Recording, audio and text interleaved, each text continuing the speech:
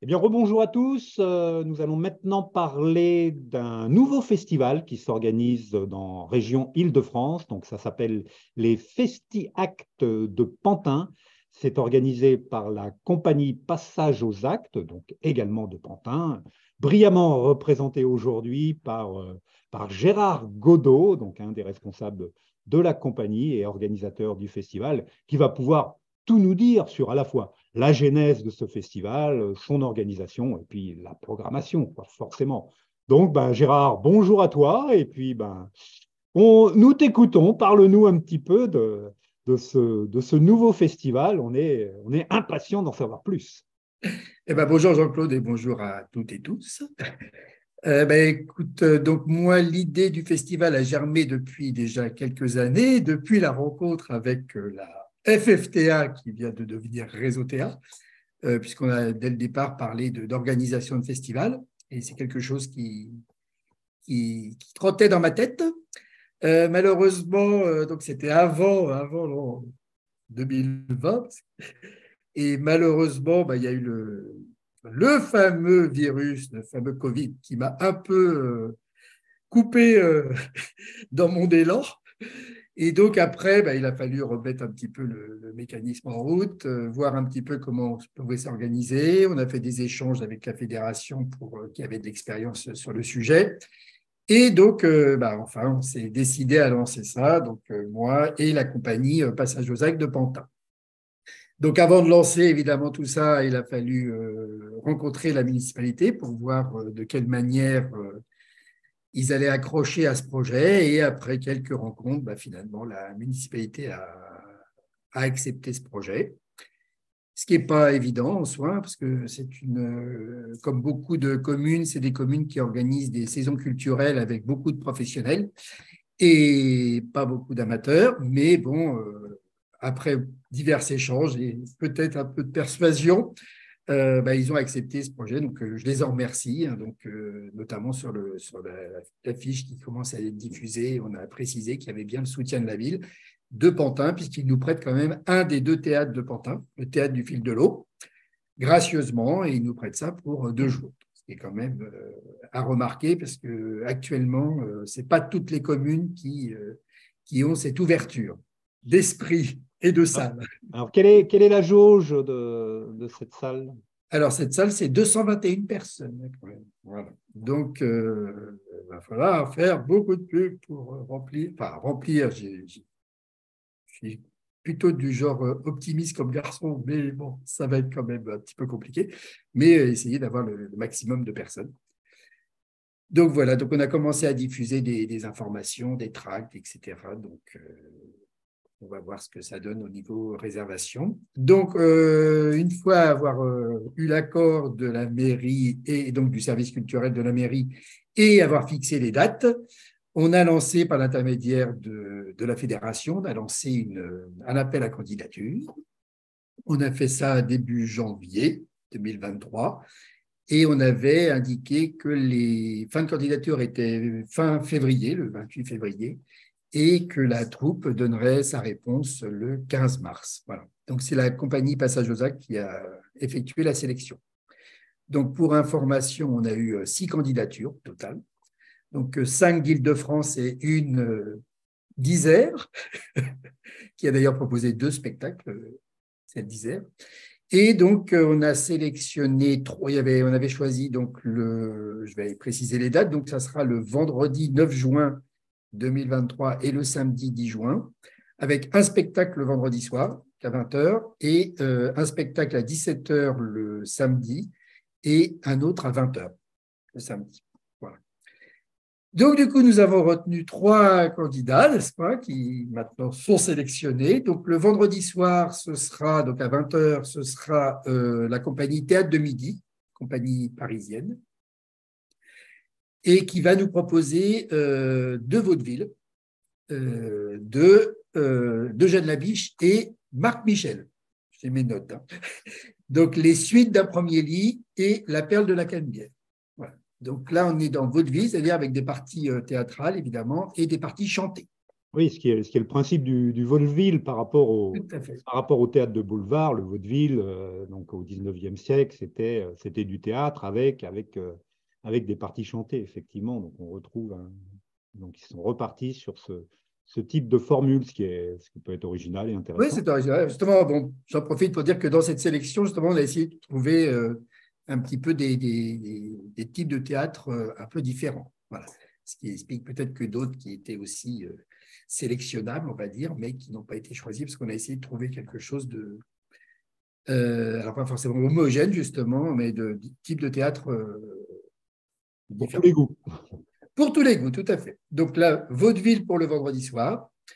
Le samedi à 17h, c'est Destination La Fontaine, donc proposé par la compagnie Atom Scénique, que vous devez connaître un petit peu. Donc, je ne sais pas si tu veux dire quelques petits mots, Jean-Claude, sur… Oui, je peux en dire un petit peu avec ma casquette, metteur en scène, auteur, comédien, au niveau d'Atom Scénique, donc compagnie de Saint-Marcelin en Isère. Donc là, on propose Destination La Fontaine, donc qui est une adaptation des Fables de La Fontaine, revue et corrigée, l'histoire de deux explorateurs de l'espace qui arrivent sur une planète fabuleuse, bien sûr, et qui vont découvrir une vieille malle, et ça va être source de redécouvrir les Fables de La Fontaine un petit peu différemment. Par exemple, il va y avoir le loup et l'agneau, où l'agneau va rentrer dans un bar, va commander un lait fraise avec une paille, et le loup va arriver avec son blouson noir et commander une bière et va apostropher l'agneau en lui disant qui te rend si hardi de troubler mon breuvage. Donc, c'est le texte, mais voilà, c'est quand même mis en situation un petit peu modernisé, quoi. Voilà, les autres fables sont aussi à de cette forme-là aussi. Et il y a une dizaine de fables, je crois, en tout, quoi, Donc, c'est un spectacle familial et jeune public. Donc, c'est à partir de 5 ans, quoi. C'est aussi pour les jeunes, quoi. Voilà, c'est un spectacle qu'on joue pas mal dans les écoles, on joue dans les maisons de retraite aussi, voilà, partout. pour On a tous une les âges. musique assez simple, donc voilà, on peut jouer un peu partout, donc on était prêt à venir à Pantin, donc pas de problème. Donc, c'est effectivement un spectacle familial, n'est-ce pas? Donc, du coup, on l'a programmé pour 17h, ce qui permettra justement aux familles un horaire plus fin d'après-midi, ce qui permet de faire les courses l'après-midi et venir au spectacle à 17h. Et le soir à 20h, c'est la compagnie Passage aux Actes qui propose sa nouvelle création, donc qui est composée d'un sketch qui s'appelle Terre à Terre. Et alors la particularité de la compagnie, c'est qu'on ne dévoile pratiquement jamais le contenu, puisqu'on adore l'effet de surprise des spectateurs.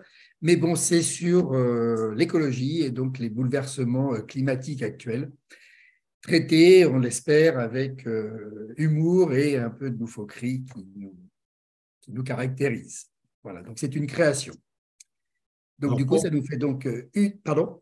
pour avoir vu la précédente pièce qui était Smartphone, je pense que vous pouvez y aller les yeux fermés parce que l'écriture est vraiment très, très intéressante. Il y a vraiment des talents d'écriture et puis de mise en scène et de jeu, quoi. Donc, moi, j'attends avec impatience de voir la nouvelle création, en tout cas. Merci. Alors, c'est un autre style, c'est un petit peu différent, mais voilà, donc on s'est lancé sur ce sujet-là. Euh, pour la petite histoire, c'est une pièce qu'on a écrite à 8 mains, enfin 8 fois 2, à 16 mains, pendant le confinement. J'en avais parlé lors d'autres émissions de scène. On avait réussi avec la compagnie à continuer à se voir, malheureusement en visio, mais heureusement qu'on s'est vu. Et du coup, après avoir fait quelques séances d'écriture de Calavreschi pour ne pas perdre la main, on s'est lancé sur l'écriture d'un futur sketch. Voilà. Donc actuellement, là, ce sera un spectacle d'1 heure.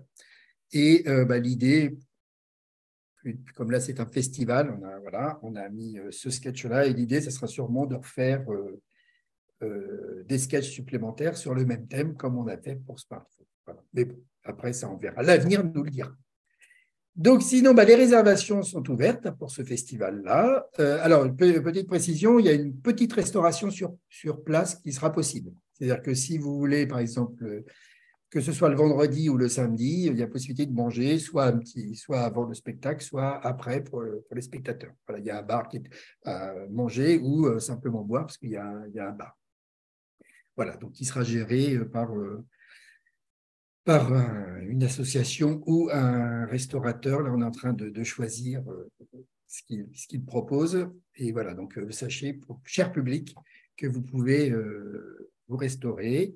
Et alors, c'est une petite restauration, hein.